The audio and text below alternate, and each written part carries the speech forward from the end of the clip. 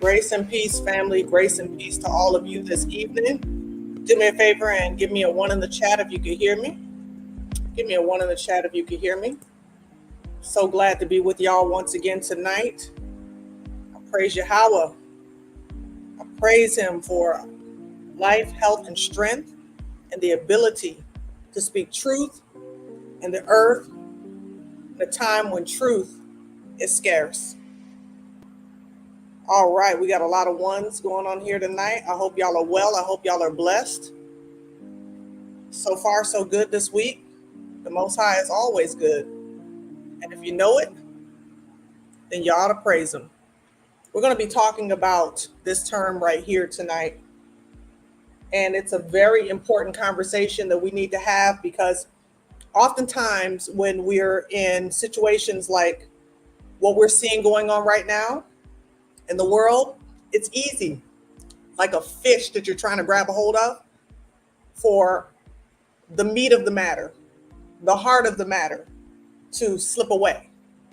And so everybody puts their focus in all the wrong places. And y'all know I'm referring to the situation right now with with Kyrie, with Hebrews to Negroes. It's a conversation we've been having for a while. But in that conversation that we've been having, this word, this term right here has been brought up on multiple occasions. And so we're going to deal with it tonight. I'm going to be doing a response to a video that I saw earlier. And I want to give a shout out to the Gates of Huldah for putting me onto this video, because I'm telling y'all, it's jam-packed. It's jam-packed, family. Okay? And we're going to get into it. We're going to talk about it, and we're going to deal with it. And this is not going to be the only thing we deal with, but we're definitely going to deal with that. But before I do, of course, I'm going to give my greetings, but I want to say thank you. Thank you, family. Thank you so much for supporting this work, this ministry. We're up to over 7,000 subscribers. I'm so excited to welcome all of my newest subscribers here, all of my ride or dies here. Thank you so much for all that you do. Every single one of you has worked just by pressing that subscribe button, just by coming in and checking in and listening to the content, supporting it. You've worked to get us here. And we have so much more to go. We know that the enemy does not like this information to get out. As one of my subscribers said, you got way more than 7,000, but YT likes to play with you. And I know, but I'm thankful at the same time, because just a few years ago, I had no subscribers. And now I get the opportunity to speak to multiple people, which, by the way, our last video, we got over 20,000 views on, and I'm so incredibly thankful for. That video was a powerful one, a powerful discussion of Black America speaking out about Hebrews to Negroes, and many people, including my cousin, family, including my cousin, got an opportunity to see and to hear this discussion from this angle. I'm telling you, the Most High is moving, and I'm excited for it. So I'm going to give my shout outs. I want to thank all of you. Thank you so much for loving me, for loving this platform, and for loving those around me. I want to give a shout out to Brother Darnell. Peace and blessings to you, my brother. Clifford Possible, shalom to you. Lamaria Johnson, peace and blessings to you. Kenneth Wilkerson, peace and blessings. Mama Mariah up in the building, so glad to see you. Lorraine Yah, peace and blessings to you. Ayaban Ahai Hayat, I apologize, and I'm not going to even attempt the last part because I don't want to mess up your name anymore. But Shalom, peace and blessings, and welcome to Ashanda at Large. Alicia Alexander, shalom. My brother Arrow Spike up in the building. Shout out to you, my brother. Milan up in the building. Greetings and shalom to you as well. We got Smooth Flight up in here. Shalom, peace and blessings to you. We also have, let's see, Auntie Cam 2 player in the building. Peace and blessings. Second Exodus, my baby bro. Grace and peace to you. Queen Jet Black, peace and blessings to you. Yahuwah's Kingdom, so glad to have you up in here. Hario, the last prophet, peace and blessings to you. I hear you doing the work on Sharita Long's channel. Thank y'all for being faithful to minister in this capacity. Thank you so much for being on the platform and here tonight supporting this this work tonight. So thank you, Hario. Yah's love, shalom, shalom, peace and blessings to you. Charles West, peace and blessings to you. All right, I'm going to cut down to see if I missed anybody along the way. All right. Yeah, shout out to Gates of Hola. Trayvon Chapman, peace and blessings to you. Glad to have you here. Sister Sheila up in the building. Yah's grace and mercy, peace and blessings to you. Victorious Spirit, peace and blessings. All right. Thank you so much, Smooth Flight. I appreciate your congratulations. Thank you. My sister Talisha Yah up in the building. She labors in the vineyard, y'all. I'm telling y'all. She be on these YouTube streets laboring. Y'all don't know. That's just be on it. Truth is light. Shalom, peace and blessings to you. Diamond love, Sister Diamond, peace and blessings to you. All right, we're going to go ahead and move forward.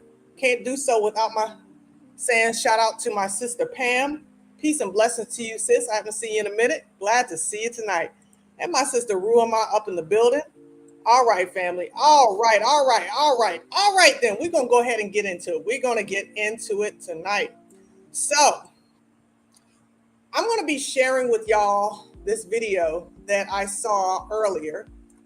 And we're going to be doing a response to it. But before I do, let's go ahead and let's get up to date with what's currently going on with the Kyrie Irving situation. Because, you know, I'm on my petty. If you on your petty, ever since this whole debacle went down with Kyrie and all these hoops he's got to jump through. If you're on your petty, put a 1 in the chat because I'm on my petty. I'm gonna be on my petty. They on that petty, I'm gonna be on my petty, right? So I'm gonna show y'all this article earlier by this guy who decided that he had some words to say.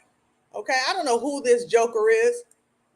I guess he considers himself a comedian. I don't know.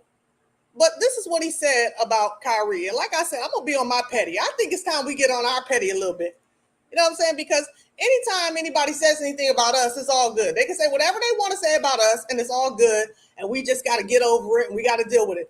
But this guy here, he is, I guess he's a comedian, considers himself somebody important. He said, I beat the S out of Kyrie Irving. His name is Andrew Schultz. And he threatens to embattle net star with violence.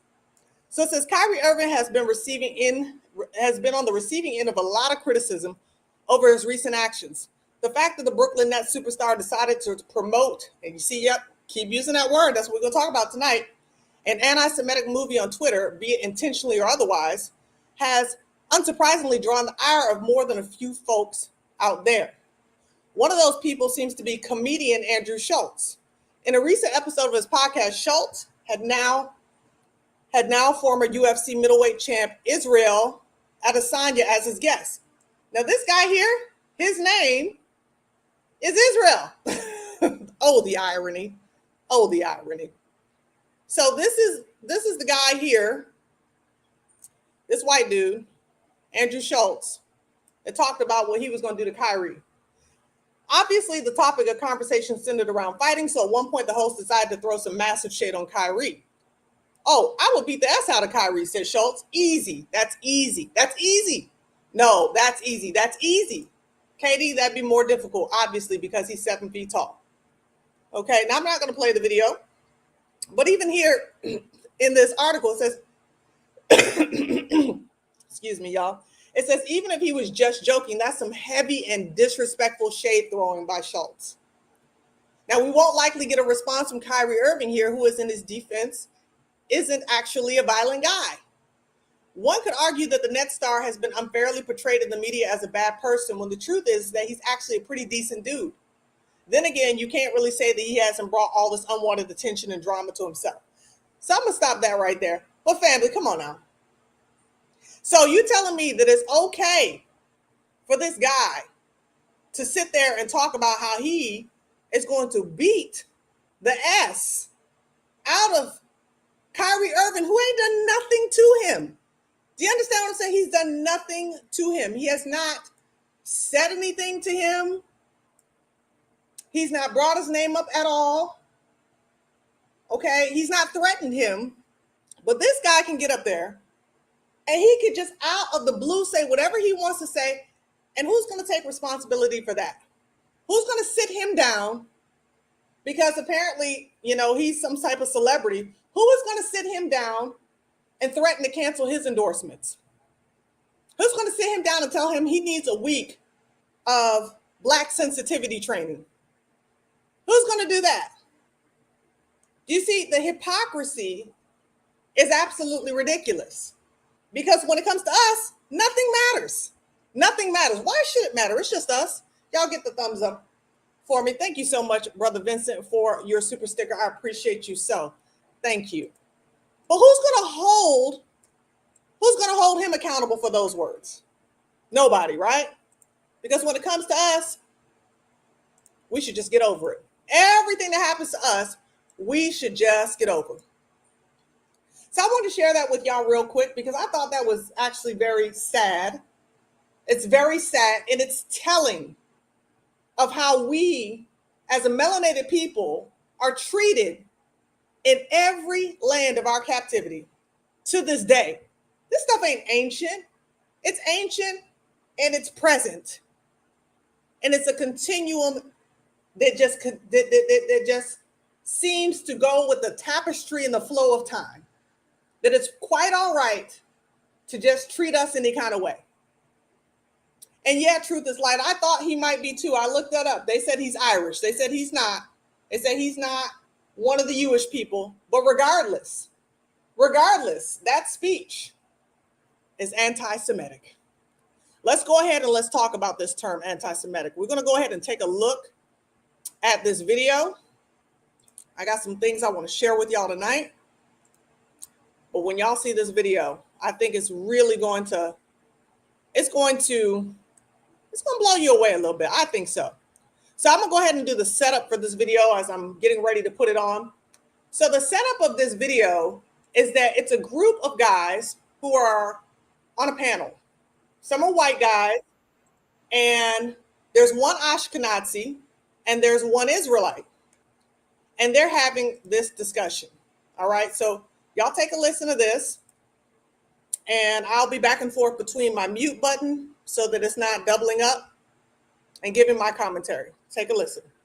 Oh, by the way, fair use. This is for educational purposes only.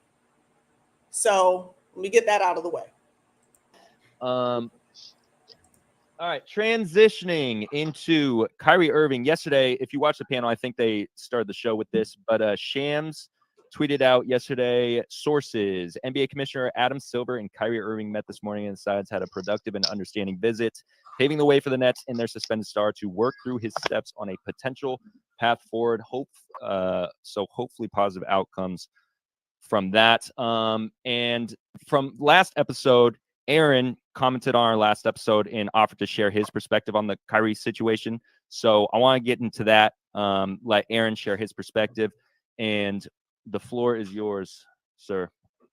Oh, thanks. Yeah. I mean, I'd rather be on here talking basketball. So, I mean, it's kind of unfortunate, that this all happened. And, I like this show because of the basketball talk. But yeah, just on the last episode, someone came on talking about, he was talking about something about Jewish people and owning his house or his rent or his apartment building and shit like that.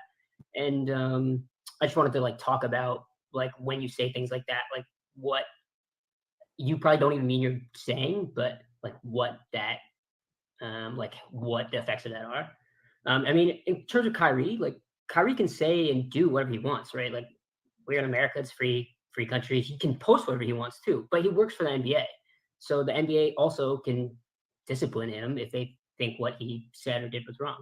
And I honestly don't think Kyrie's a bad person or ill-intentioned person. I just think he's kind of lost, really wants to know who he is really introspective, but went down this YouTube and internet rabbit hole where he found this documentary, probably didn't watch all of it, I'm guessing, and just posted up this about, because he wants to know. I mean, I'm pretty sure Kyrie just wants to know more about who he is and where he comes from. But the problem is when you promote a documentary that says the Holocaust isn't real, because that's in the documentary, that there's a conspiracy of Jews taking over the media. When you say things Jews aren't real Jews, they're trying to steal Judaism from Black people. It's not that I don't care that people have those beliefs. But and Kyrie like has a platform and it's big, and when you promote something or even draw people to something to watch it, it's not even about the beliefs or Jewish or black, or it doesn't matter. But when you talk about stereotypes like this, all it does is cause division. Okay, I'm going to pause it right there. I want you to do me a favor and put a 1 in the chat if what this man just said you heard out of Kyrie Irving's mouth. And if you did not hear any of that come out of Kyrie Irving's mouth, I'm not talking about out of Rolling Stone's mouth. I'm not talking about any of the other mainstream media networks or ADL. I'm talking about Kyrie Irving. Did any one of y'all here put a 2 in the chat if you did not hear Kyrie say any of that, or put a 1 in the chat if you heard Kyrie deny the Holocaust, if you heard Kyrie, have any type of discussion about whether or not the Jews, the quote unquote Jews, are the real Jews or not. Did anybody hear Kyrie say any of that? I'm just checking. I'm checking for those who are in the back. For those who maybe this is your first time on the platform. Okay. And you see, because see what's happened in this day and this age is that we're not allowed to think and process anymore. Okay. Whatever they say, whatever they tell us happened, no matter whether or not it happened, we're supposed to just accept it because they say it happened. This is almost like a Mandela effect type of situation for me. You know what I'm saying? This is almost like a Mandela effect. Like, I don't think I ever heard him say anything like that, but y'all keep saying he said that. Y'all keep saying that this is what took place in the film. So is it true or not? We have to put our thinking caps on, family. I don't care who you are. You have to put your thinking cap on. You can't just believe whatever rhetoric comes out of somebody's mouth because they said that this is what he said. Because again, we get into the issue of slander and libel. But according to him, you can't do this and you can't do that and you can't say this and you can't say that. Let's continue. Because if you're another person, if I can see you as another person, then it's much easier for me to like hate you, and then see you as another. It's like very easy to dehumanize people, and that's why like there's a lot of tension. So especially if you're saying like, Jews are like, if there's like a world conspiracy of Jews, and like that's why they're in positions of power. Of course you're gonna like other them, because especially if you like never met a Jewish person in your life or never interacted with a Jewish person in your life, like it's very easy to be like, fuck these people, like they're stealing from us, they're stealing our identity. It causes animosity, and then you have tension. And okay, I'm gonna pause it right there again too. I don't know whether he's confusing Ye with Kyrie, because we know that Ye has said some things about the Jewish-owned entertainment industry. Okay, but what I'm hearing, this is what I'm hearing. I don't know. If you're hearing it, you let me know. What I'm hearing is a guilty conscience speak. I'm hearing a guilty conscience. I'm hearing someone who is repeating back the truth that he does not want to believe. That's all I'm hearing here. Oh, and you're going to say like, oh, the Jewish people aren't really the people. And, when did Kyrie say any of that? So if Kyrie didn't say that, and if Ye say that, and they're two different people with two different minds, two different sets of realities, even though they're both in the entertainment industry, they're in two different spaces. And Ye talks specifically about the music industry. But as far as I know, I never heard Kyrie say any of this. So it sounds to me like it's a guilty conscience. Let's continue. Like, that's never amazing. So it's just like, I don't think Kyrie did anything particularly horrible. I just think he did something like not that ignorant. And probably the reason the Nets suspended him is because he didn't just come out and say it initially. And they're like, what the fuck are you doing? Like, just say it. It's not that hard to apologize. And all he had to do was say, hey man, I didn't really watch it and I didn't really realize that there's anti-Semitic stuff in it. And like, I apologize for putting it up. I wanted to learn more about my own history, and there's nothing wrong with him wanting to learn about like his own history. You know, if he'd said that, I think it would be fine. I think the Nets ownership just got tired of him like causing this big controversy. Now we're gonna sit on that for half a second. I think all he had to do was apologize and say, hey, I just want to look up my history and I didn't mean anything by it. And everything would have been fine.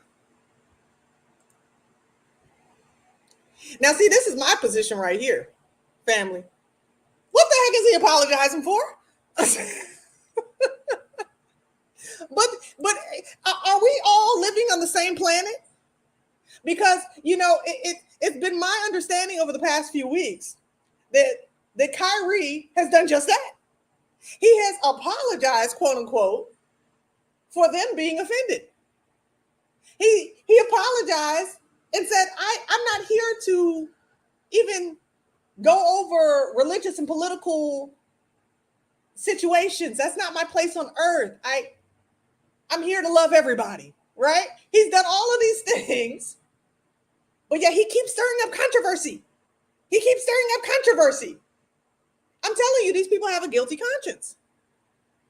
These people have a straight up guilty conscience because you're sitting here and you're clearly lying.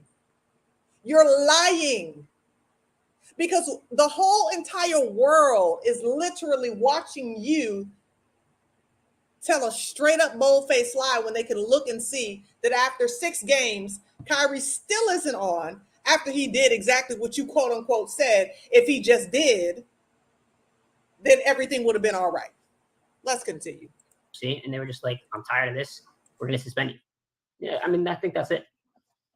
Do you think that they're, you know, because you said that they're tired, do you think that they're tired of him, not just for that, but they're using that to... Oh, like, yeah, you know, yeah, for sure. I mean, the flat earth stuff was like not great, you know, like the vaccine, and they're probably tired of the vaccine stuff. I mean, they're paying him a lot of money to play basketball, and he's like not playing that much basketball, and he's causing controversy for like drawing negative attention instead of, you know, being a great... I think they're just tired of dealing with it, honestly. So, You know? so I mean, for everybody, like the risk outweighs the reward, you know. I think this is it's everything. I think this is a propaganda setup to try to diminish Kyrie Irving and his image. Kyrie Irving, we want to talk about basketball terms about Kyrie Irving. I wouldn't say he's the most outstanding guy, but you can't argue that Kyrie Irving is one of the greatest people that has ever played basketball. I'm saying, look, I'm saying he does like a lot of good things for. I know he does a lot of good things for. Oh, I'm not saying you didn't. I'm not saying you didn't. Yeah. I know what you're saying. You're just trying to clarify that you don't want to have this because you're Jewish, right? Yeah, I'm Jewish. But yeah, again, you don't want to have this stereotype. Jews are like Judaism is a religion, mm-hmm. and I'm not religious. But mm-hmm. Judaism is also a race. Like I'm mm-hmm. 100% Jewish. Like if you look at me genetically, 100% Jewish, mm-hmm. and you can track that back to. I mean, if you really want to go into it, there are like 2 types of Jews. There, like Ashkenazi Jews from Europe and Sephardic Jews from the Middle East and from Africa and everything like that. I'm 100% Ashkenazi Jew, so from like Poland, that area. I think this is a perfect time for everyone to get more. Okay, I just want to make sure everybody heard him say that. He said Jews are 2 things. Jews are both religion and they're a race. I'm 100% Ashkenazi from Poland and from Europe. Okay? I want to make sure that we all heard him say that, because this is the basis for our discussion tonight. Okay? He said, I'm not religious. I'm not a religious quote unquote Jew. I am ethnically Jewish because I am European. Okay? Let's continue.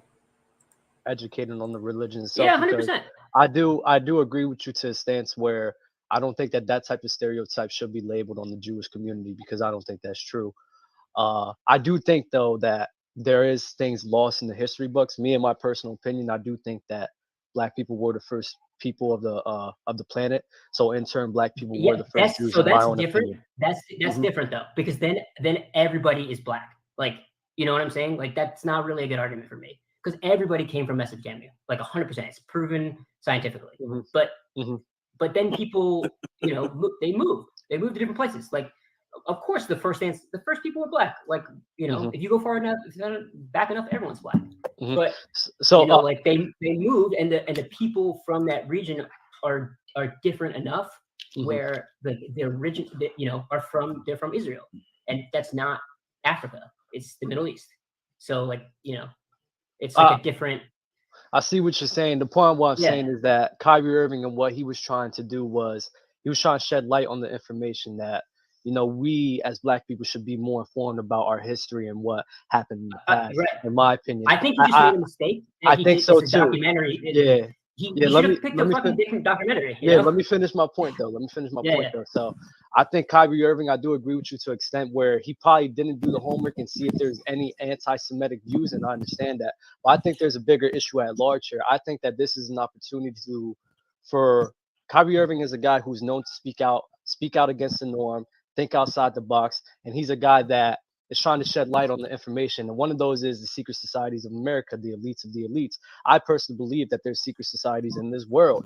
And now this is a perfect guy to Kyrie Irving, a guy who's a good citizen, who's an outstanding human being, who does nothing but preach love and caring to one another. This is a perfect opportunity for them to diminish his image so that people will not listen to him anymore. Because he's a guy that thinks outside the box. He's a guy that doesn't think within the confines of what the social norms are. And this is a perfect opportunity where this is how strategic that they fucking work. What they're going to do is they're going to connect Kyrie Irving to something of extreme negative value, like anti-Semitism.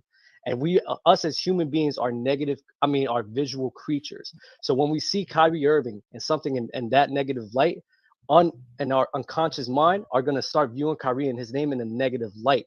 And that's what they're doing to Kyrie Irving. This is more about trying to diminish him and his image rather than what he was doing. It's easy to understand where he was coming from. You even understand where he was coming from. He did not come from a place of hate. He did not come from a place of harm. But what are they doing? They want to ruin this guy's image. Because of what? Because he is a guy who thinks outside the box, and he is a guy that goes against the norms and wants to shed light about the secret societies of America, secret societies of the world, and try to shed light about people who are spreading love and not stop trying to ostracize each other for opinions and things like that. I think I read an article about him giving water to some Pakistanians. Like, he's a great human being. And I think right now it's just a perfect opportunity for people to try to diminish his image. Shout out to the man who was just speaking. I don't know whether or not would be classified as Caucasian. I really can't tell. He looks a little pink. But regardless, wherever he's from, shout out to him for being able to hold his own, because what he said by and large is very true about how the elites work. Character assassination is key. We've seen that in Hollywood, that anytime anyone wanted to escape the matrix, that the first thing that happened to them was that their characters were assassinated. And that's why when Dave Chappelle did what he did the other day, when he was on SNL, he started out, let me put a disclaimer in here, because he himself has been through this. Okay, he already understands where this is going. So he had to toe the line very, very carefully. And even with that, the ADL still wasn't satisfied. But shout out to this guy. Now we're getting ready to listen to this brother right here. His name is Elder Rufus. I believe he's of Straightway. And I just love how the Most High is bringing in all of his people, regardless of our differences doctrinally, who know who we are, to come to the table and unify at this moment here. This is a very important moment for us to understand that it's not about Kyrie. It's not about Ye. It's about the Most High's awakening up his people. And so we have to put our differences to the side at times, and we have to learn how to major, not major in the minors, but we have to major in the majors instead of minoring in the majors. Lizo Lee, thank you very much for your super sticker. I appreciate you. Thank you very much. Thank all of you who continuously give to this platform. It's greatly appreciated. So let's go ahead and continue to listen as Elder Rufus gets ready to say his piece. Can I speak on this for a hot second? Please do. The brother that's a Jew. This is the type of conversation that needs to be had on a national level, because there's levels of ignorance that go out that people never get a chance to address, because if one thing is said, the word anti-Semitic comes up, and that shuts everything down, because that's been portrayed as this such negative and vile and evil thing.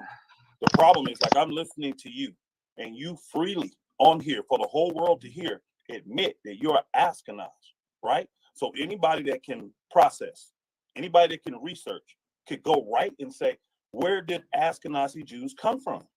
And when they research it, they're going to find out that Ashkenaz did not come from Shem. They came from Japheth. There's 3 lines that you have to come from. You're coming from Ham, you're coming from Shem, or you're coming from Japheth.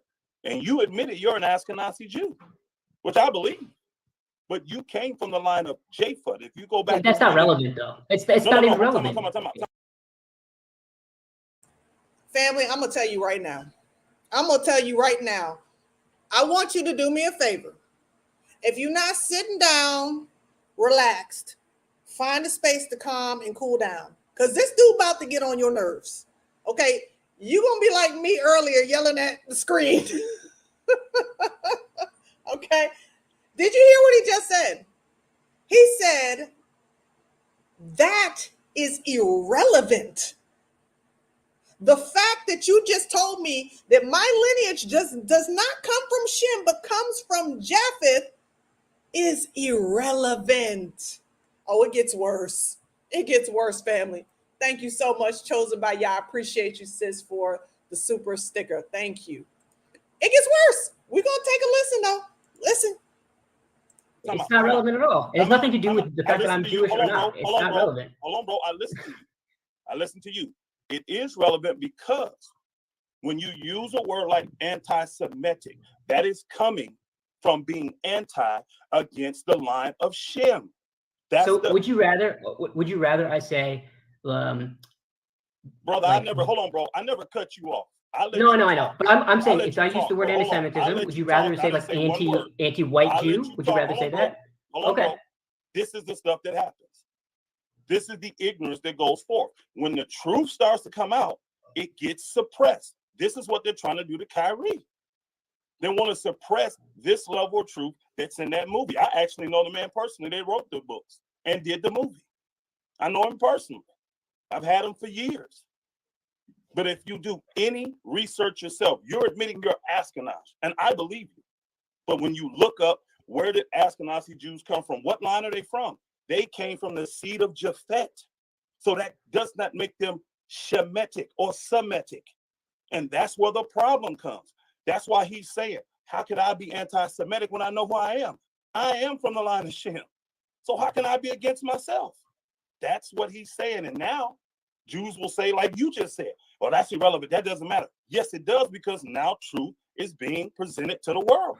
And Jews don't want that truth out there, because that word anti-Semitic would have zero power when they realize the people using it are not Semitic. They're not from Shem. You just admitted that. You can go to Genesis 10 and see that the Ashkenaz and the Sephardim, they came from Japheth. Now, you'd be better off saying I'm anti-Japheth, but that don't have the backing that anti-Semitic has. That is so negative. Once that's said, all conversations shut down. Everybody needs to be in this apology mode and counsel mode, and you need to be trained on how not to be sensitive and all that. It's just truth. But nobody wants to hear this truth. So then you ask yourself, why? Why is this truth being suppressed? Why is it being suppressed? Do you deny the fact that you come from the line of Japheth? Or do you know that you came from the line of Japheth? Do you know who Japheth is? I'm telling you, that's irrelevant. It's completely irrelevant. It has nothing to do with genetics. It has nothing to do with real history. It's irrelevant. It's completely irrelevant. Did y'all hear what he just said? I'm sorry. Did y'all hear what he just said? He said it has nothing to do with real history. That's what he just said. The Bible isn't real history. We know that. It's okay. I'm sorry. Maybe I'm a little slow. But the Bible isn't real history. According to you, a Jewish man. Where did you get the claim of Jewishness from then? Is it me? If the Bible isn't real history, Where did you even get the claim of Jewishness from? I'm trying to figure it out. I'm just really trying to understand the mindset. It's very tough to understand the mindset of a psychopath. It is very difficult, but I am attempting here to understand how someone who believes that the Bible is not even a real history can use a biblical term to trace their, he's not religious, right? His race. Where did the Jews come from? Let's continue. Stories. Where do you get, hold on, what does the word anti-Semitic mean then, my friend? What does it mean? A Semite is from, it's very easy. Where does Semite come from? It's again, like, it's irrelevant. It's a line of people. It's irrelevant. It's irrelevant. It's the irrelevant. Word comes from a line of people, quote unquote, the chosen people. Would you rather? Okay. No. This is a serious question. What would you rather the term people use then? Because there is hatred against Ashkenazi people. Hold on, bro. 100%. Hold on, bro. I don't need a term.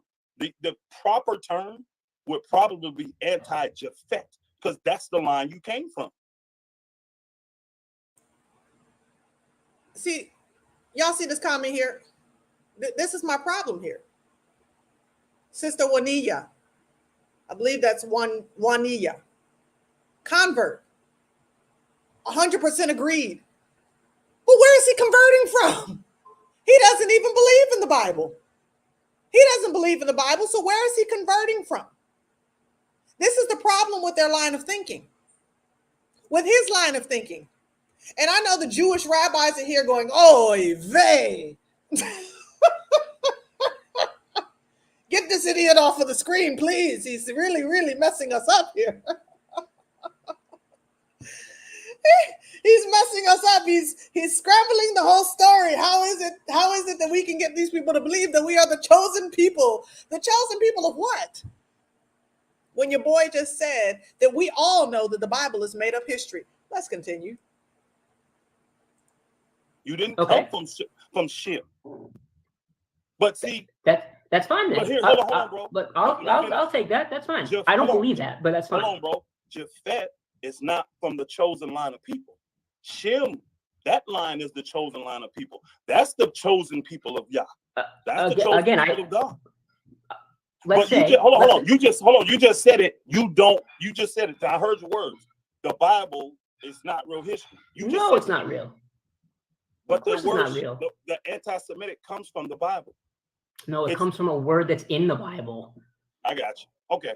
All right. So you use a Bible term to defend yourself as a people, but we don't believe in the Bible. I'm not using the I want people to understand. I want people to make sense out of this.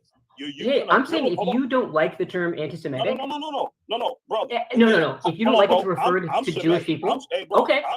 I don't believe that, but I'm Semitic. I know I am. I know who I am. So I don't have a problem with it. The problem but you do though, because you don't like the term. The people who don't like Jews are not referring to you though. They're not referring to you. They are because they're using my line. I'm from the Shemitic line. They didn't kill 6 million of your people in the Holocaust. It didn't happen. It didn't happen, and you know that. Let me ask you this: How many of my people you think got killed in the transatlantic slave trade? Irrelevant. It's irrelevant. Okay, this is where I was about to go off. It's irrelevant. It's irrelevant.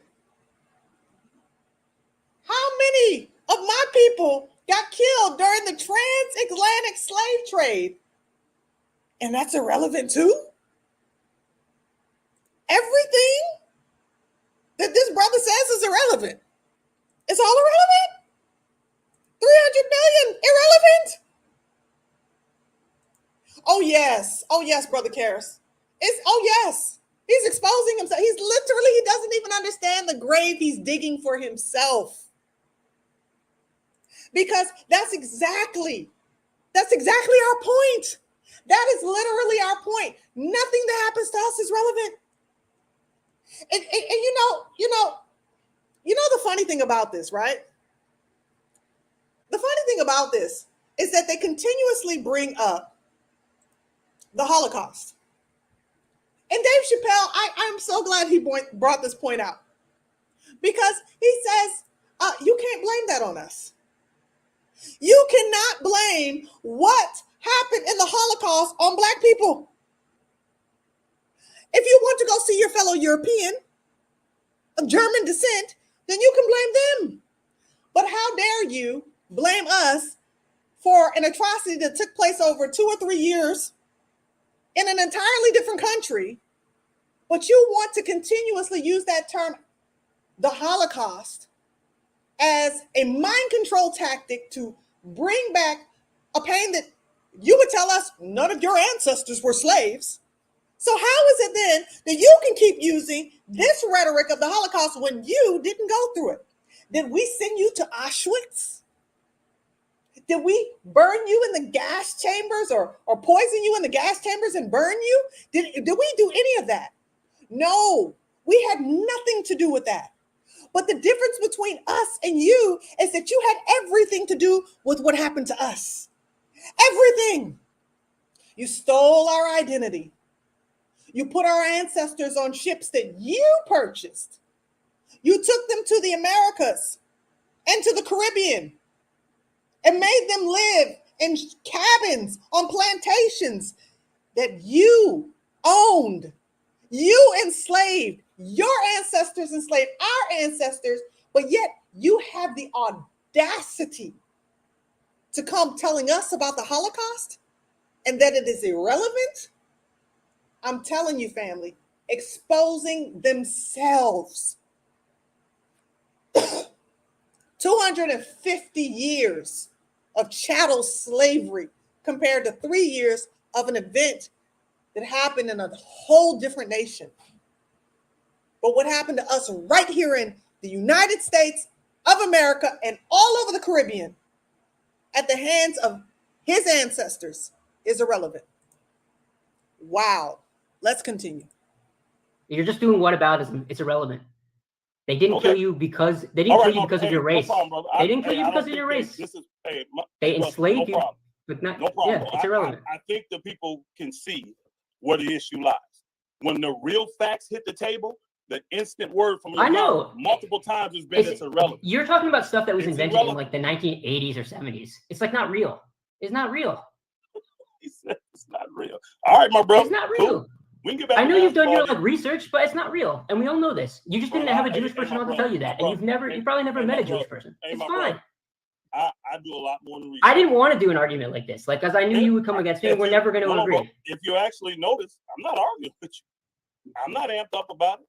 I'm saying to you, there's ignorance surrounding the word anti-Semitic. And the ignorance is when the truth about that word comes out, Jews want to suppress it.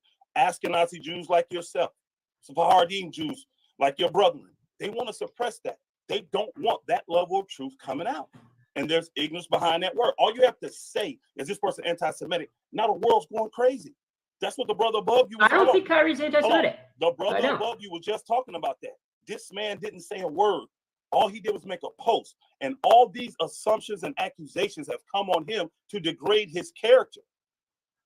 The movie has a lot of information. Hold on. The movie documentary has a lot of information about who he is as an individual, where his true history comes from. But see, coming from an Ashkenazi Jew, like you are, because you admitted that, that's what you said you are. You make it sound like I'm like a criminal because I said I was an Ashkenazi Jew. Like, it's fucking hilarious. Bro, you admitted to being that. And you want to suppress that truth because you will get on here and you just said it. The Bible's not real. It's not real history. You know what? It's my history, though. It is real history. You don't see it. It's not. But it's a Hebrew book. It is. Of course, it's a Hebrew book. It's the but you did you grow up? Did you grow up as a Hebrew? Yes. No, you probably grew up as a Hebrew. Yes. Then why is everybody else around you who grew up as a Christian? Different, completely different. Hey, what's your? I'm sorry, I don't even know your name. I don't want to. I'm Aaron. Aaron, and I'm Rufus. I'm Elder Rufus. You can go to my channel, Straightway Georgia. Straightway Georgia. I've seen your channel. I've seen your channel. Well, you know what I grew up in. Then you see how we. I know. It's different. You see how it's different. It's different. People are different. I just don't think we're ever going to agree. And I also don't think this is like an amazingly people are productive different. dialogue. Again, All right. though, I'm trying to tell you, it's the suppression of the truth is where the problem comes. The ignorance behind this word. Y'all want to say it and just expect the whole world to accept it to be what you say it is. That's not facts, though. Okay, let's let's not even address the anti-Semitic stuff. All right, but Hey, I appreciate there you. is Hey, I appreciate you checking my page out. I appreciate it. yeah, of course. I mean, do got to do your research. Yep. There's There's the one thing, like, yeah, go ahead. there's Holocaust denial in that movie. So, like, That's what. I don't know. Hey, Aaron, I got the documentary. That's what someone told you. You didn't see that in the movie. I promise you. It's. I literally saw the screenshot. The Holocaust did not happen. The murders, like, I literally saw the exaggeration of what happened in the Holocaust. That's what the movie speaks on. It's the same thing as Holocaust. That's what it speaks It's on. literally the same thing. And that type of That's thing. not the same thing, bro. That's no, not but the let same me. thing. This is really important though. That type of thinking makes it seem, and you like makes. Hey, my brother. At one time Jews in look like others. history, You know, it makes them look like others. My brother. At one time in history, it was said that only 2 million people got killed in the Holocaust. How are we at 6 million now? I mean, he's asking the legitimate question. At one time in history, it was 2 million. How are we at 6 million now? This is the same man who just said that 250 years of chattel slavery, which was not just slavery, it was literal death, okay, of hundreds of millions of our ancestors. But that's irrelevant. But to even question, not to deny the Holocaust, but to even question the numbers surrounding how many people were actually killed is the same thing as Holocaust denial. You can't make this stuff up. That's an It's exaggeration. very easy. No, Okay. Not even close. I got you. All right, Shaw. It's okay. Like, All I don't think he and I are ever going to agree on this.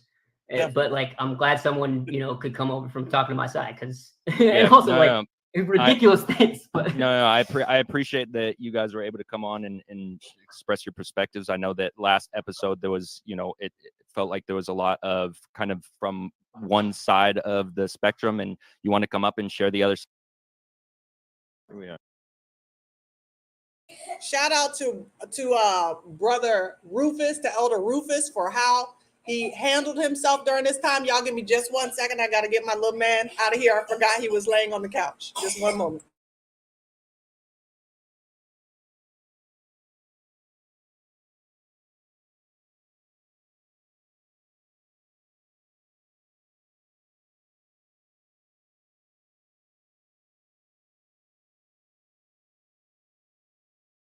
Sorry, y'all. I had a mama moment. I forgot my little man was laying there, and I'm turned around and I'm like, who is that making that noise? It's my little guy. But nevertheless, family, shout out to Elder Rufus, because I feel like he held his own. I really felt like he brought out the major points in which we need to discuss tonight. And to me, we as a people need to keep pinpointing. We have to continue to pinpoint, because what we have to understand is that this word right here is the basis for the persecution of our people. It's the basis for it. It's the basis for anyone who wants to speak out against the powers that should not be. They bring up this word. But as our brother said, that how are you going to bring up that word when you literally are not even tied into that line? Let's take a look. Here is a genealogical table of the descendants of Noah.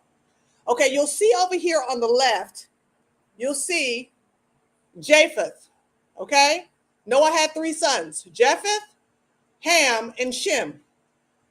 If you go down, what you're going to see is the first son that is on this table is the son of Gomer. Okay, there was Gomer, and there was Jabin, and there was Magog. But out of the line of Gomer, you see that he had 3 sons. And what's at the top of the list of the name of the son under Gomer? It is Ashkenaz. And this is why we have to understand this terminology. We cannot come to the scriptures in ignorance when we get to the aspects of genealogy, because It literally sets the precedence for the people groups of the entire world. But see, when we were in Christian church, all of that was overlooked. It was all grace and love and just come to Jesus. But we're talking about bloodlines. And even in the book of Matthew, it talks all the way down about the bloodline. Okay? It's very important to understand this, because when terms like anti-Semitic are brought up, they're brought up based off of this table of nations right here, the one he doesn't believe in. We can come right over here to Shem, and we can see that Shem had 3 sons, Elon, Arphaxad, and Aram. And Arphaxad had Selah, and Selah had Eber. Now, Eber is where we get our word Hebrew from. That's where the word Hebrew literally comes from Eber, who was the father of Peleg and Joktan. And Peleg, going down the line, you'll see at the bottom, from Ru to Saru to Terah to, lo and behold, who do we have here? But Father Abram, who was later named Father Abraham. And so when we look in the scriptures and we see that our Elohim is Elohim of Abraham, Isaac, and Jacob, or Jacob, this is the family line that we're talking about.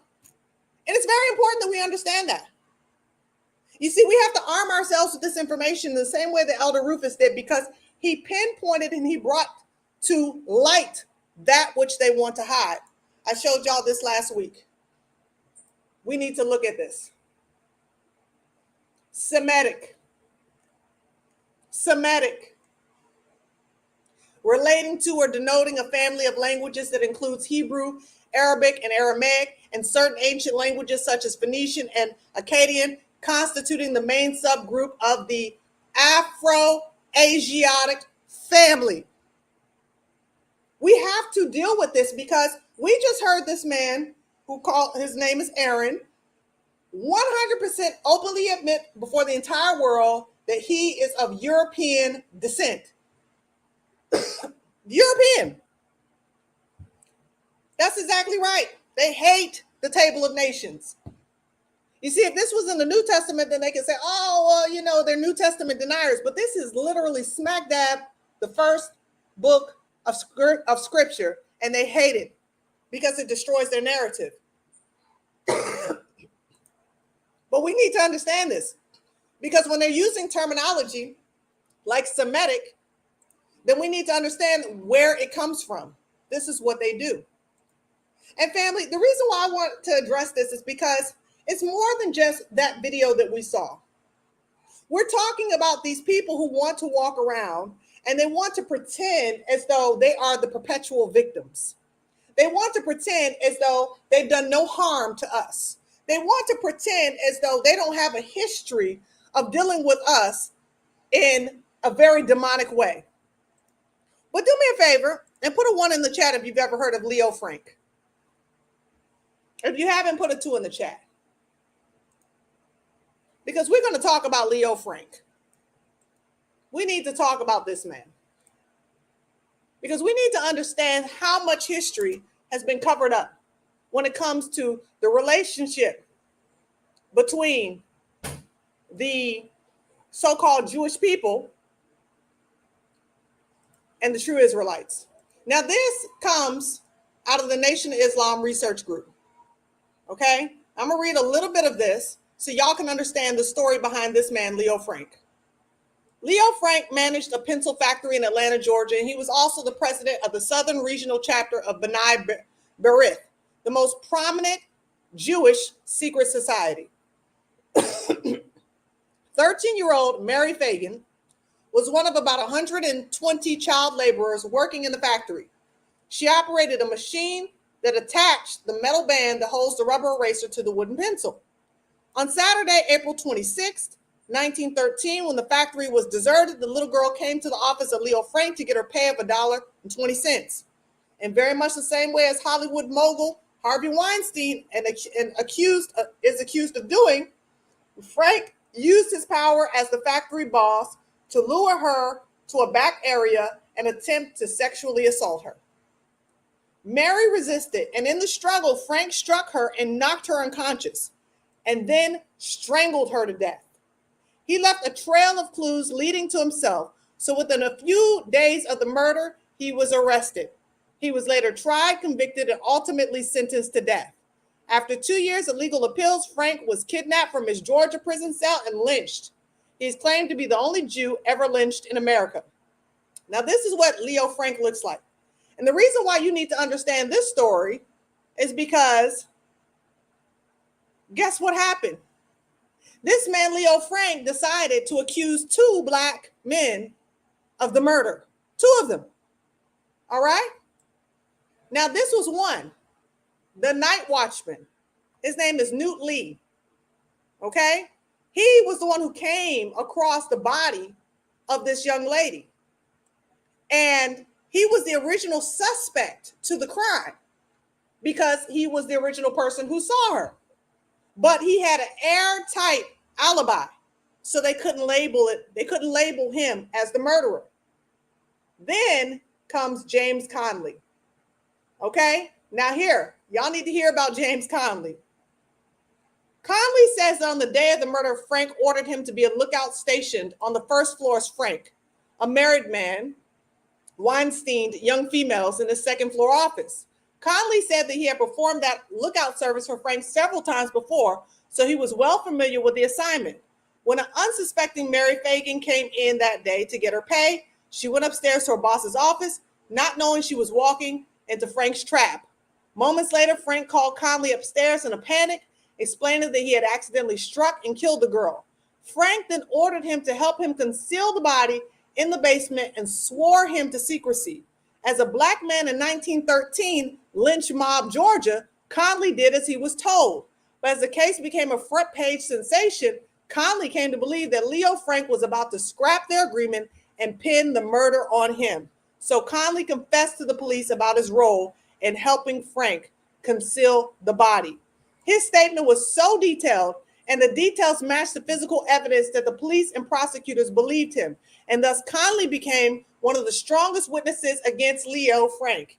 It must be noted that a grand jury with 5 Jewish members, including at least 2 from Frank's own synagogue, indicted Leo Frank before Conley came forward. So the evidence clearly pointed to Frank's guilt before Conley said a word. But once Conley spoke up, Frank and his legal team, the Jewish leaders and scholars for the last 100 years, have used every bit, listen to this now, of their wealth, power, and clout to pin the murder of Mary Fagan on the black man, James Conley. Y'all hear that? They used every bit of their wealth and their resources to pin it on him. And I'm going to show y'all who was behind this. Y'all take a look at this article right here. Because literally up until the year 2020, they're still trying to exonerate this man's name. Y'all take a look at that.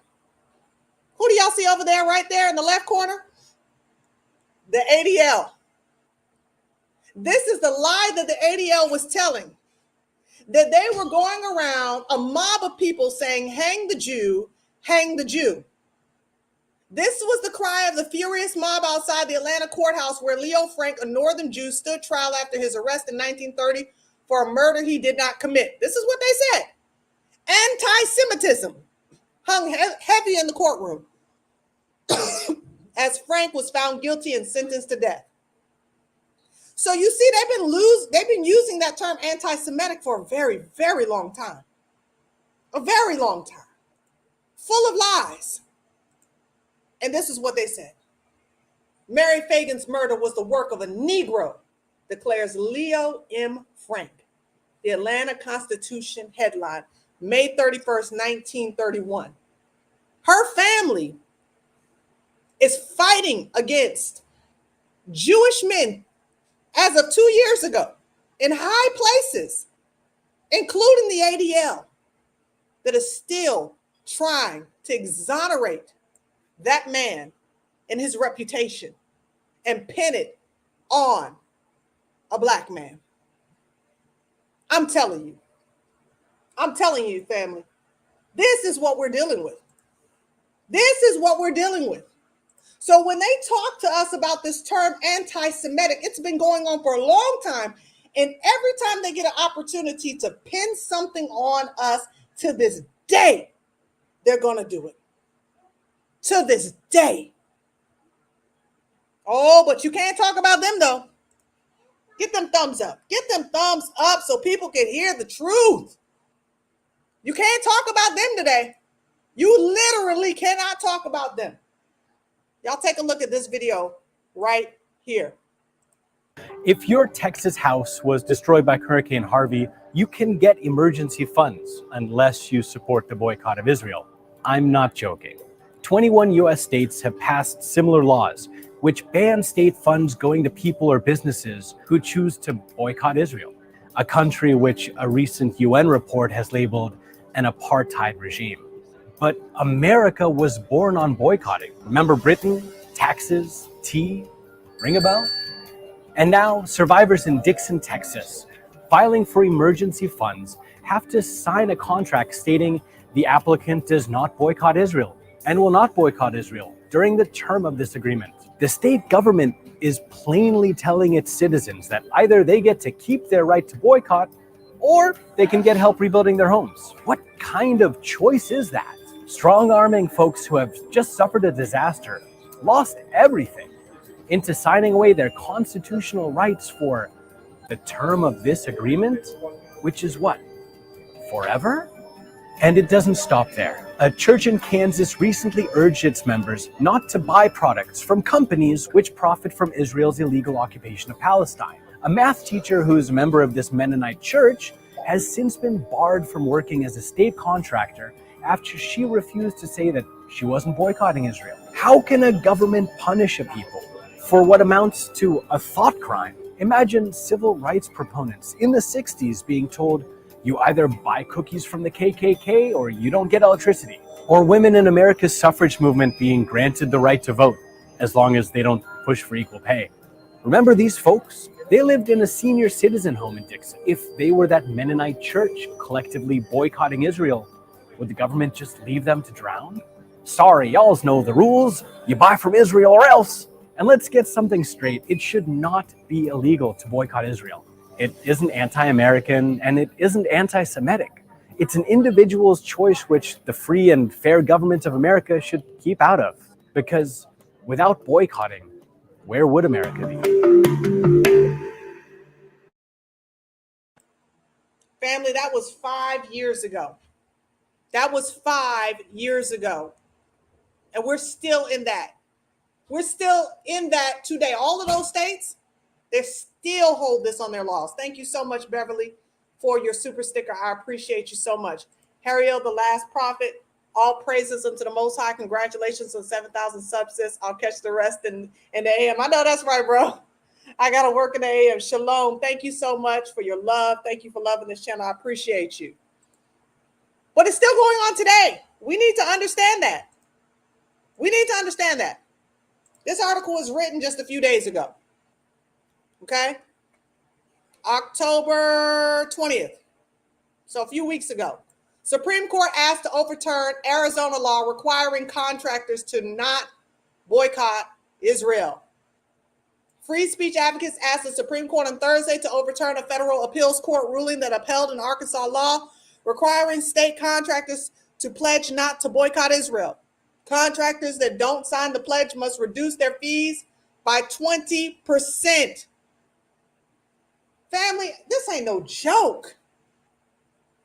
Reduce their fees by 20%? Those other folks 5 years ago couldn't even get assistance unless they signed documentation to not boycott the state of Israel.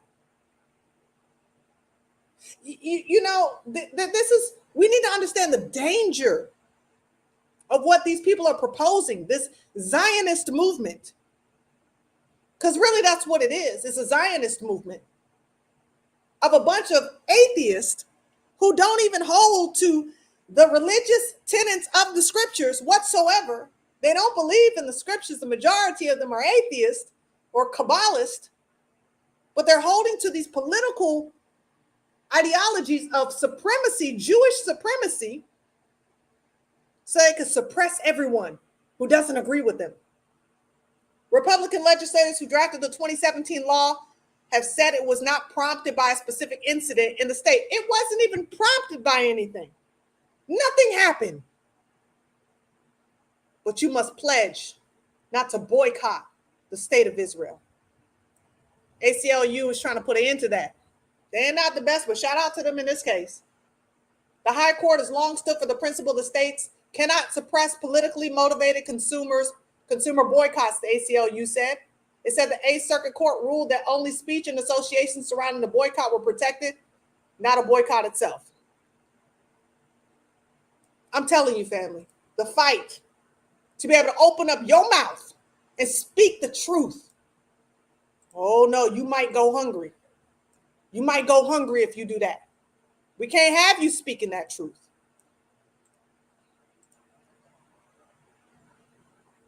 I'm going to share something else with y'all. And a lot of y'all know about this, but just to tell you how anti they are against us, against the word. Thank you so much, Jacob Seed. Thanks for the powerful info, sis. You are very welcome, Jacob Seed. I appreciate you. Y'all take a look at this because it's downright disgusting. But for those of you who don't know what's going on over there, in that place called the State of Israel, take a look at this.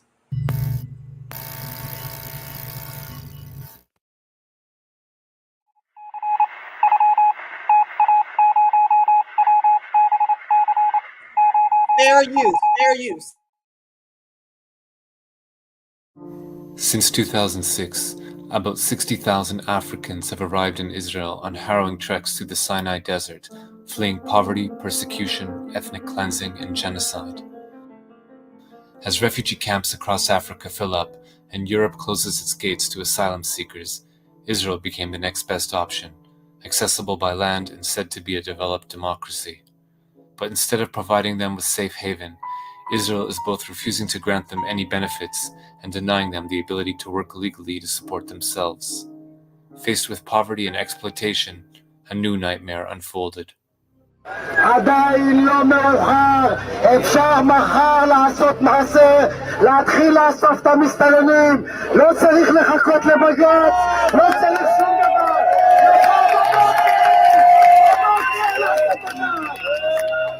אני רואה חיה מחוץ לבית שלי, יריקות, פסיכופטים, אנשים שרק מחפשים איך לרצוח אותי בעיניים שלהם, אבל אף אחד לא מאמין לנו. אנחנו גזענים כדי לרצות לשמור על החיים שלנו ועל השפיות שלנו. אז אני גאה בלהיות גזענית. אם אני גזענית בשביל לשמור על החיים שלי, אני גאה. While protests raged in the streets against the presence of asylum seekers from Africa, the man who held the power to determine their fate, Deputy Prime Minister Eli Yishai, demanded their expulsion. אם ייתנו לי את כל הכלים, ואני פועל להשיג את כל הכלים, וזה לא קל. אם ייתנו לי את כל הכלים בלי יוצא מן הכלל, תוך פחות משנה לא יישאר בארץ ישראל אפילו מסתנן אחד. And the few isolated Israelis who dared to protest, like this woman, were met with harsh backlash.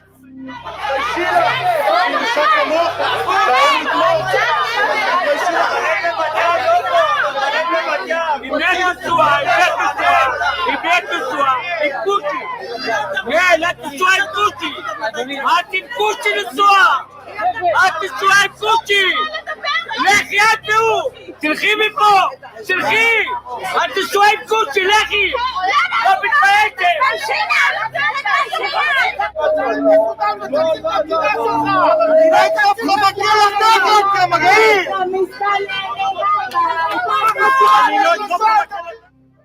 At the anti-African rallies we documented, one figure was ubiquitous, a member of Knesset named Michael Ben Ari.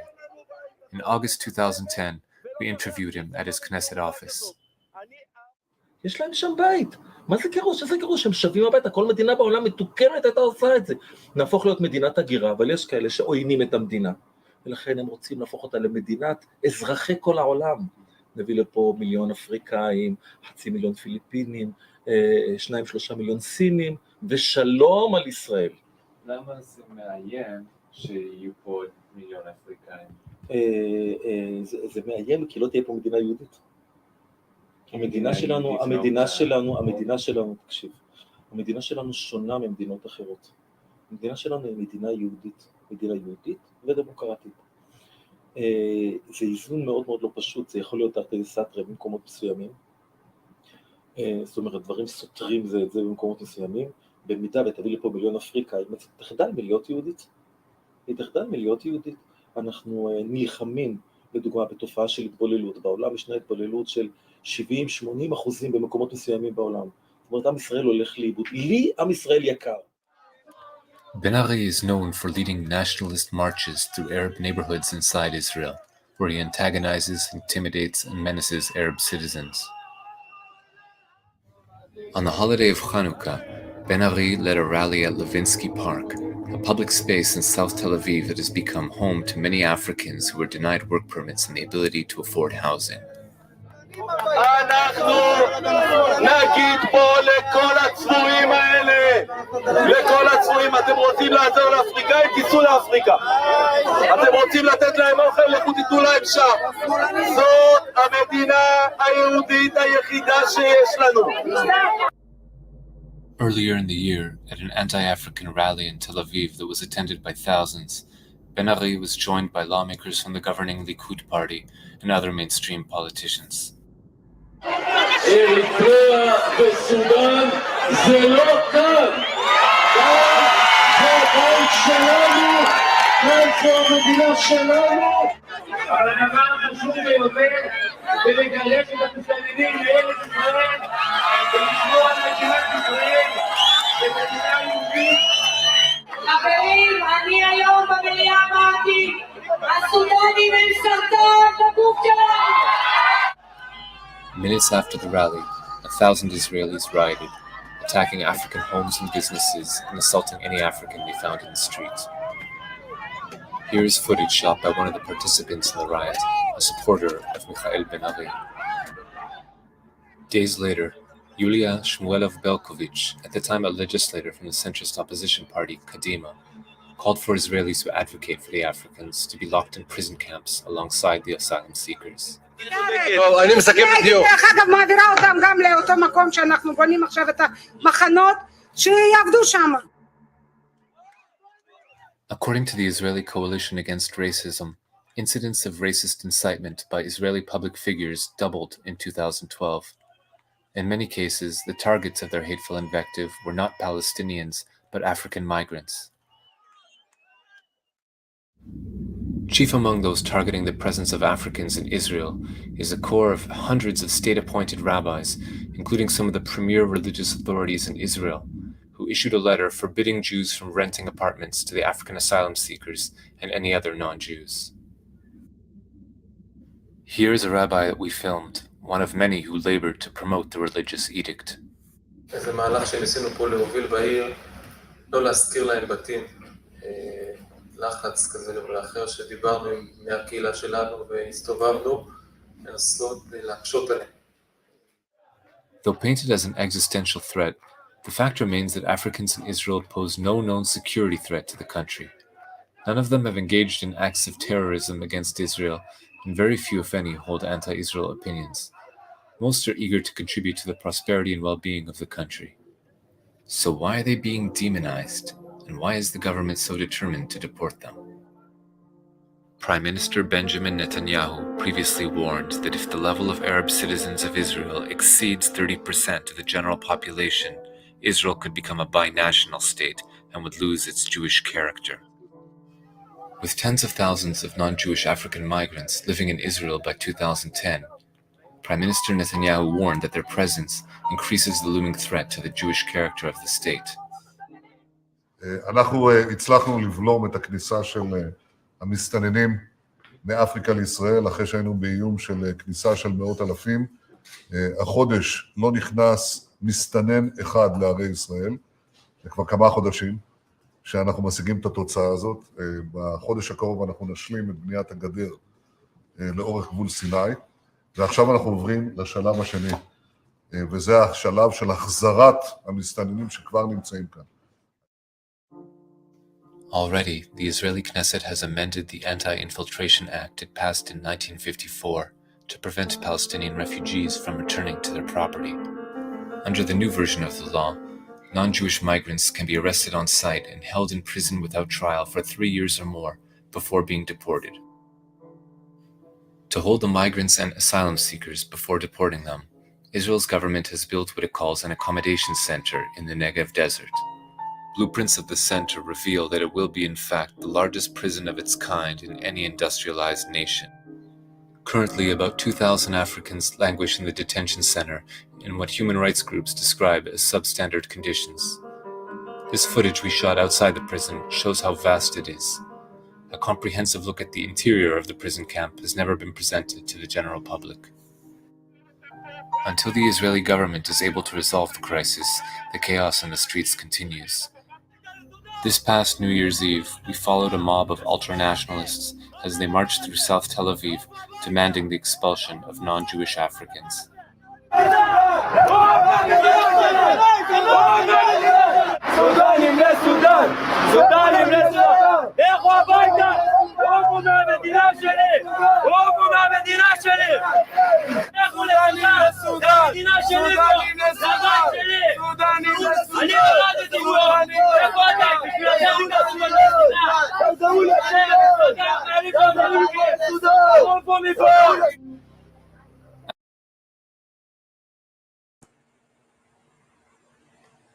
Yeah, that was very difficult to watch. And normally I would just put the link in. I say, well, I'm only going to show y'all a little bit of it. But there was so much meat to unpack there. Do you see that poor, scared woman? I believe she's holding an infant in her arms and she's frightened as these quote unquote peaceful Israelis tell her, go back to your home. Go back, go back. Netanyahu is no longer the prime minister. Hallelujah. Be glad when all of their kingdoms fall. Has his law put in place to keep these infiltrators out. Now, you can't be in America and protest them, but they can be over there protesting anyone from the other 3 parts of Africa, because we know that that state is in the northeastern part of Africa, even though they deny it and try to make it seem like it's Europe. But denying the Sudanese, those from Eritrea, which we know have Israelite lineage. You see, this is why I don't understand why my Igbo brothers and sisters in West Africa want to be accepted by them. I don't understand. And I don't know if it's because we have been through so much here in the States and in the Caribbean. We've seen the face of evil for ourselves up close as to why it is that we could say, no, thank you. But they have this attachment to the very people that hate them. And family, I know as well as many of you know well, the reason why they hate them. Why they hate so bad. So we're going to talk about something else real quick, and then we're going to get ready to wrap it up. We're going to talk about Purim. And trust me, I'm going somewhere with this. We know that Purim is the Feast of Lots. It's a joyous Israelite festival commemorating the survival of the Israelites who in the 5th century BC were marked for death by their Persian rulers. The story is related in the biblical book of Esther. Now, for those of you who need some brushing up on the scriptures, in the book of Esther, there was a protagonist by the name of Haman. And he could not stand the Israelites. He hated them with everything inside of him. In particular, he hated one named Mordecai. And Mordecai was the uncle of Hadassah, who was later given the Persian name Esther. Now, Esther became the queen to King Xerxes. And in her becoming a queen because of her great beauty, she had an ear with King Xerxes, but so did Haman, who was his right-hand man. Mordecai was faithful to the Most High. But because of the jealousy of Haman towards Mordecai and the Israelites and his disdain, ancient disdain for Israel, he wanted to put up a decree to kill all the Israelites. And his decree was thwarted. What he wanted to do in killing Mordecai and hanging up gallows for him, he eventually ended up being hung on himself. So along with Queen Esther, Mordecai, and the rest of the Israelites in that province, they began to slaughter all of their haters who were going to slaughter them. And from there came Purim, this festival, because that which the devil meant for bad, the Most High used for good. So why am I talking about Purim? Because still in the Jewish community to this day is the practice of this festival. Okay? And I'm going to show you something that happened not too long ago in New York, a couple of years ago, and we're going to talk about it. The holiday of Purim, when children usually dress up in historical characters to celebrate the survival of the Jewish community in ancient Persia. In Lakewood, New Jersey, a small group of children was photographed dressed in blackface and afro wigs.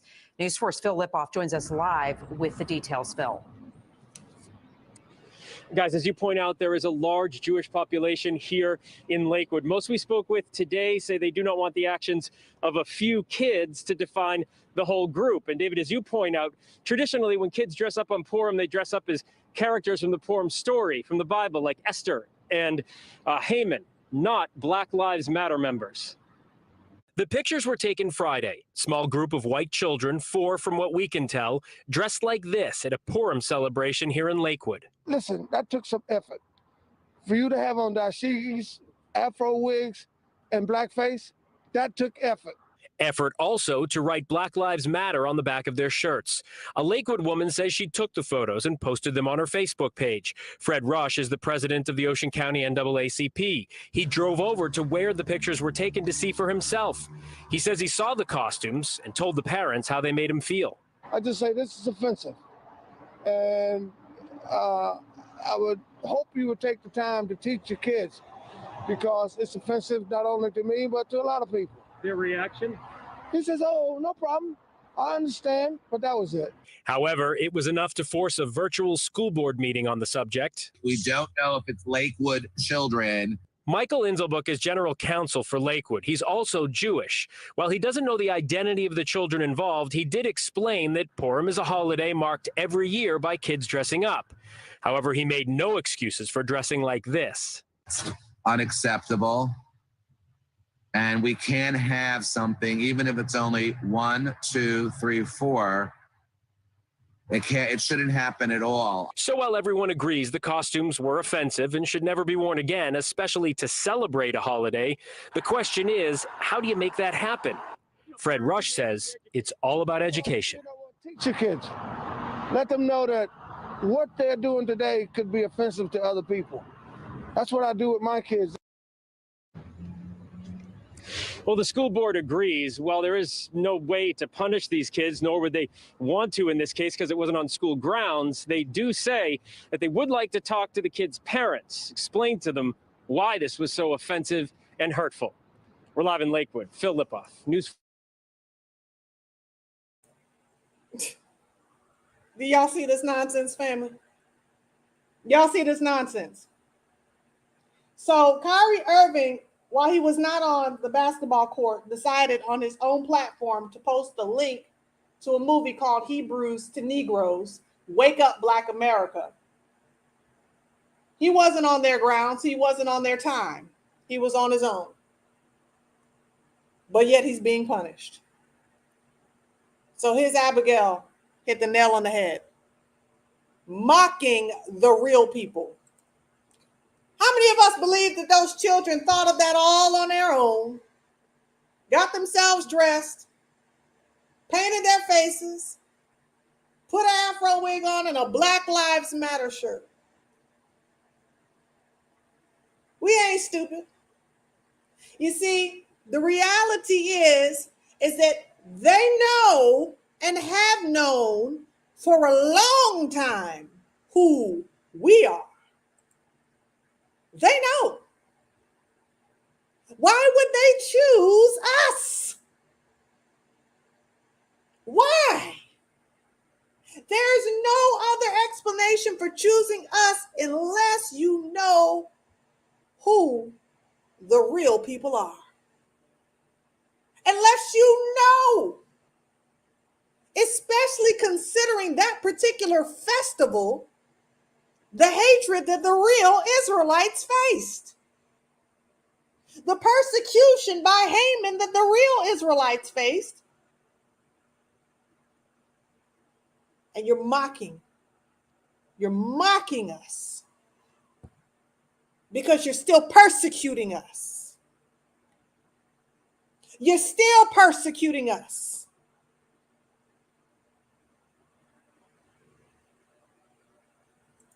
Please explain to me how them dressing in blackface is a biblical holy day of remembrance. What scripture is that? I mean, that's a great question. Unless they know that it was the black face of Israel that was being persecuted.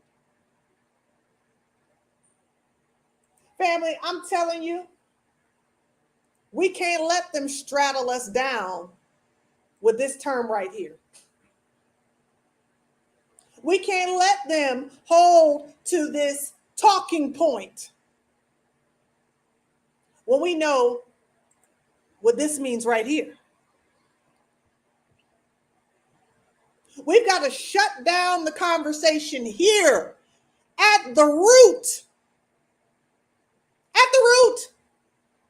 I'm telling you, family, remember this definition. Get it seared into your conscience.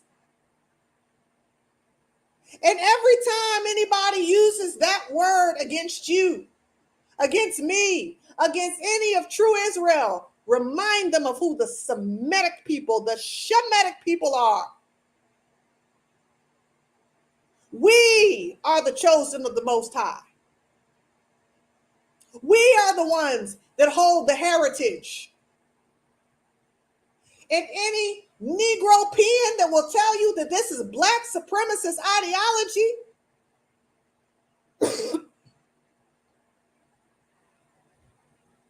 you tell them about this.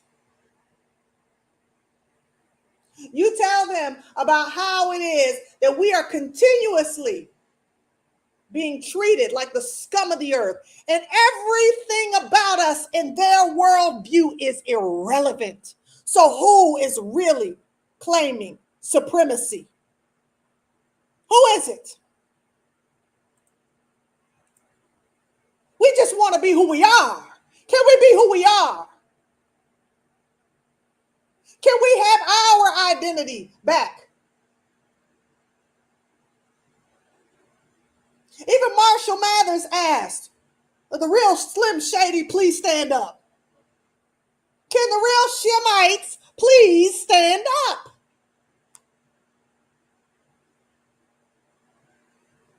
Because this anti-Semitic behavior is demonic. And we know where it comes from. Don't let them trick you with words like just racism. Racism is a blanket for everybody. How do they have this individual term that doesn't even flow out of their bloodline? How do people who don't even believe the Bible get to co-opt a term that comes from the Bible? How? How do they get away with that? They get away with it because of ignorance. They get away with it because of mind control. They get away with it because we collectively as a people have been lied to and believe the lie. But my Savior said, ye shall know the truth, and the truth shall set you free. So we've got to know it. We've got to proclaim it. We've got to own it. And we got to do it unashamed. We've got to do it unashamed. Unashamed. Don't be ashamed to be who you are. We don't got to apologize for being who we are. I'm not apologizing for being a Shemite. I'm not apologizing for being an Israelite. I'll tell a white man, a white woman, an Asian man, an Asian woman, an Arab man, an Arab woman. I'll tell anybody I am an Israelite. And I'll say it with my chest. Why do I got to be ashamed of who I am? I'm unashamed. That's right. I'm unashamed. Got to be ashamed for. I cast off that shame over us as a people, that every time we want to know who we are, it's a controversy. I rebuke that lying devil in the mighty name of Yahushua HaMashiach, the Lion of the tribe of Judah. Judah is a lion's whelp. And it is time that we started to cry out. And it is time that we started to own who we are. And it is time that we started to point out the lies, just like Elder Rufus did. Hallelujah. It's time, family. We don't have time to cower anymore. We don't have time to beg for anybody's approval. We don't need nobody's approval but the Most High's. If he's for us, who can be against us? Is he for you? If he's for you, then who can be against you? We believe in that word. That's our book. That's our book. We the people. Hold steadfast to the truth. Sister Angie, love y'all. Thank you. Yes, we have to know our history and share it. We got to know our history and share it. That's it. I'm going to check out a couple of these comments and I'm going to get ready to get out of here.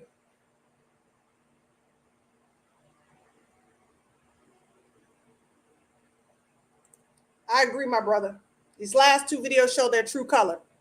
Then they try to play innocent. They're the true anti-Semitics against the Shemites. That's right.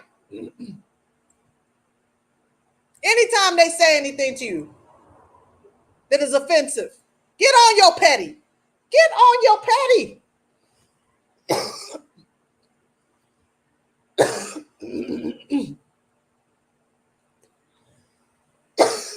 Y'all pray for me. I still got this cough. I'm going to have to get off soon. Get on your petty.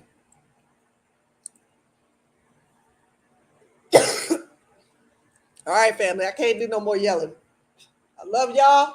Thank you so much, Sister 78 Vet. I'm going to get out of here. We'll drink some tea. Y'all be blessed. No matter what, family. The Most High has us. You got to hate nobody, but love yourself and love your people. As always, family, love yourself. All right? Without hating your enemies. Just had to wait for my throat to clear up for a minute. Share this, like this, and subscribe if you have not already. Thank you so much for all those of you who have given. You can give by way of super sticker after this recording, as well as Cash App. We thank you for all that you do, or become a patron and member to support the work of this platform. Thank you for my 7,000 subscribers. Let's get it on up to 10,000 before the end of the year. I love y'all, family, and I appreciate each and every one of y'all. Glory unto the Most High. Keep me lifted up in prayer, because I'm going to get through this by the grace of the Most High. In the mighty name of Yahushua, I thank you, and I pray that he keep you safe in all that you do. Love yourselves without hating your enemies, family. And until the next time, Yah bless and Salamah.